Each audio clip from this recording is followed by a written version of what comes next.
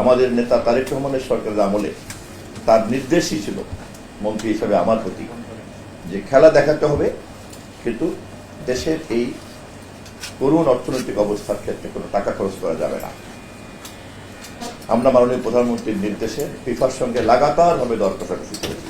2022-এর বিশ্বকাপে আপনারা সবাই জানেন যে তখনও ফিফার কাছ থেকে $3.2 মিলিয়ন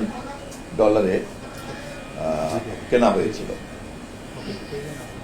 কিন্তু ফিফার কাছ থেকে যেই কোম্পানি কিনেছে সিঙ্গাপুরের একটা কোম্পানি, সেই কোম্পানির কাছ থেকে আবার বাংলাদেশের তমা কনস্ট্রাকশন নামে একটা প্রাইভেট কোম্পানি আবার রাইট কিনে নিয়ে আসছে।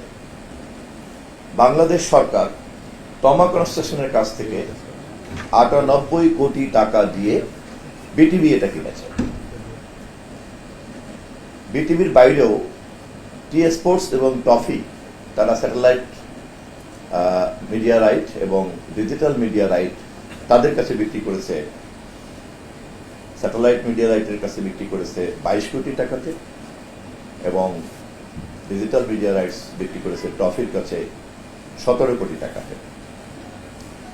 হয়তো একটু হিসাবের দিয়ে একটা এদিক ওদিক হতে পারে, কিন্তু সব মিলিয়ে হিসাব করে দেখা যায় প্রায় 140 কোটি টাকার টার্নওভার ছিল তমা কনস্ট্রাকশনের মাধ্যমে। তমা কনস্ট্রাকশন সিঙ্গাপুরের ওই কোম্পানি যিনি ফিফার কাছ থেকে নিয়েছেন তাকে দিয়েছে $3.2 মিলিয়ন। বাকি সব টাকাটাই কিন্তু এখানে মধ্যস্বত্বভোগীরা। সেখানে বেসরকারি প্রতিষ্ঠান হিসাবে টি স্পোর্টস 22 কোটি এবং টফি 17 কোটি তারা কেন দিয়েছে, তারা লাভ করেছে কিনা সেটা তাদের হিসাব। কিন্তু বাংলাদেশ সরকার তার সম্প্রচার মাধ্যম বিটিভি জনগণের ট্যাক্সের টাকা ক্যাবিনেট মিটিং করে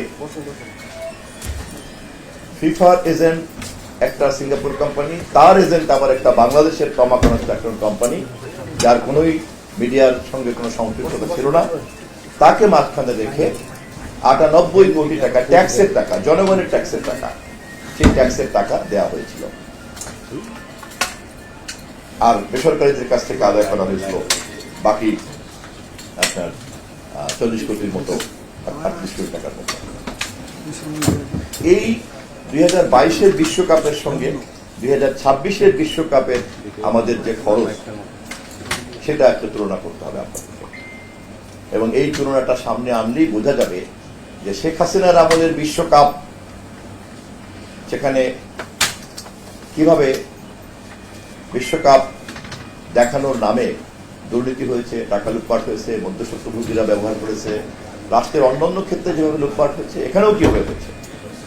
আর এই সরকারের আমলে, আমাদের নেতা তারেক রহমানের সরকারের আমলে তার নির্দেশই ছিল মন্ত্রী হিসাবে আমার প্রতি যে খেলা দেখাতে হবে, কিন্তু দেশের এই করুণ অর্থনৈতিক অবস্থার ক্ষেত্রে কোনো টাকা খরচ করা যাবে না।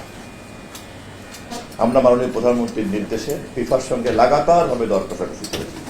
আমাদের প্রতিমন্ত্রী, আমাদের মাননীয় প্রধানমন্ত্রীর তথ্য বিষয়ক উপদেষ্টা, ফিফার সহযোগিতা নিয়েছি, স্পোর্টস রিপোর্টারদের সহযোগিতা নিয়েছি, অন্যান্য যাকে যখন সহযোগিতা লাগে আমরা নিয়েছি, এবং শেষ পর্যন্ত মাত্র $3.85 মিলিয়ন ফিফার কাছ থেকে সরাসরি বিটিভি নিয়েছে, যেখানে গতবার ছিল 2 জন মধ্যস্বত্বভোগী, একজন ছিল সিঙ্গাপুরে আর একজন ছিল তমা কনস্ট্রাকশন।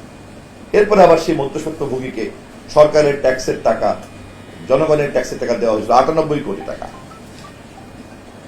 আর বেসরকারিভাবে বিক্রি করা হয়েছে 22 কোটি এবং 17 কোটি, দুইটা মিললে যা হয়। সেই তুলনায় এবারে আমাদের একেবারেই নামমাত্র 4-5 কোটি টাকার আমাদের ঘাটতি আছে। তাও আমরা এখনো পর্যন্ত সাব লাইসেন্সিং যাদেরকে দিয়েছি আমরা তাদের সঙ্গে একটা দর কষাকষি করে চলছি যে এই টাকাটাও মাত্র 4-5 কোটি টাকাটা এটাও যদি আপনারা আপনাদের বিজ্ঞাপনের ইনকাম যদি ভালো হয় তাহলে এটাও আমরা তাদের ধারে দেওয়ার চেষ্টা করবো। তাহলে একেবারেই রেভিনিউ শেয়ার তাহলে আমাদের একেবারে পুরোটাই সমান পর্যায়ে গিয়ে দাঁড়াতে পারি, এই কথাটা যখন দাবি করতে পারি। এখন পর্যন্ত নামমাত্র এই খরচটুকু করতে হচ্ছে। তাহলে কোথায় সরকারের ট্যাক্সের টাকা 98 কোটি টাকা দিতে হয়েছিল, মন্ত্রিপরিষদ বৈঠক করে দিয়েছে 2022-এ, সেইটা আবার বেসরকারিভাবে বিক্রি করা হয়েছে 22 কোটি এবং 17 কোটি, প্রায় 40 কোটি। আর সেখান থেকে এবার একেবারেই আমরা মাত্র 3-4 কোটি টাকার ঘাটতিতে আছি, যা হয়তো আমরা পূরণ করে ফেলতে পারি ইনশাআল্লাহ।